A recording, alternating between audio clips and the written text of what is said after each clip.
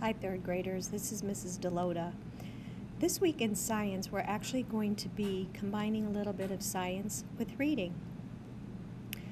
When you are reading science texts, you still do use reading strategies to help you learn and understand more about what you're reading. So our learning target for today is I can understand that authors have opinions about the topics they write about. So just to review, what is an opinion? If you thought it was what someone thinks or feels, you're right. Opinions sometimes start with phrases like, I think, I believe, I feel. They also might start with phrases like, I like, I love, or my favorite. Now, you might be saying, well, Mrs. Delota, you said we're reading nonfiction text. Nonfiction text is full of facts. Should it also have opinions? Well, yes, it does, because authors who are writing nonfiction books have opinions about what they're writing about. So even though these nonfiction texts are full of facts, there's also some authors' opinion inside as well. Now, authors have to support their opinions with reasons. So let's take a look at a short story, and you can try to figure out what the author's opinion is about kittens. So let's say the author wrote, kittens are soft and fuzzy. Kittens' meows are so adorable. I love it when kittens lick their little paws. So think, what do you think the author's opinion is about kittens?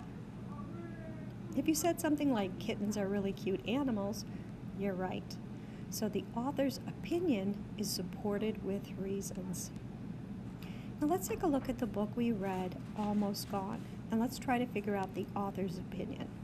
So the author writes about several different animals that are endangered.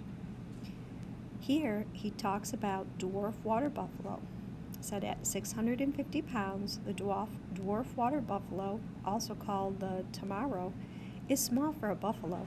It lives in dense, wet forests and on one island in the Philippines, where it feeds on grass and water plants. Much of the forest land where this buffalo's lives have been cleared, destroying its food source.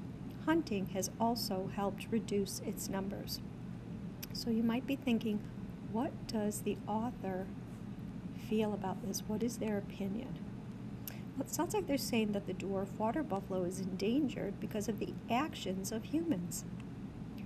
Let's take a look at what the author wrote about Miami blue butterfly.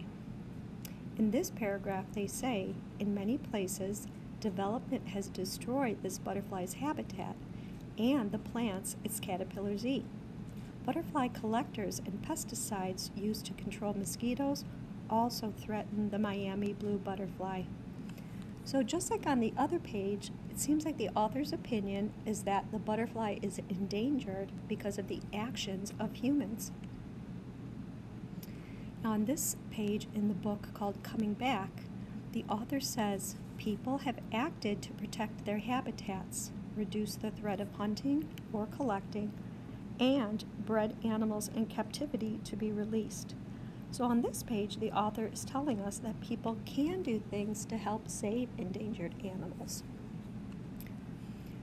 So authors, or you, should be able to support what you think is the author's opinion with details from the text. So each page in this book gives details about what humans are doing that endanger this animal.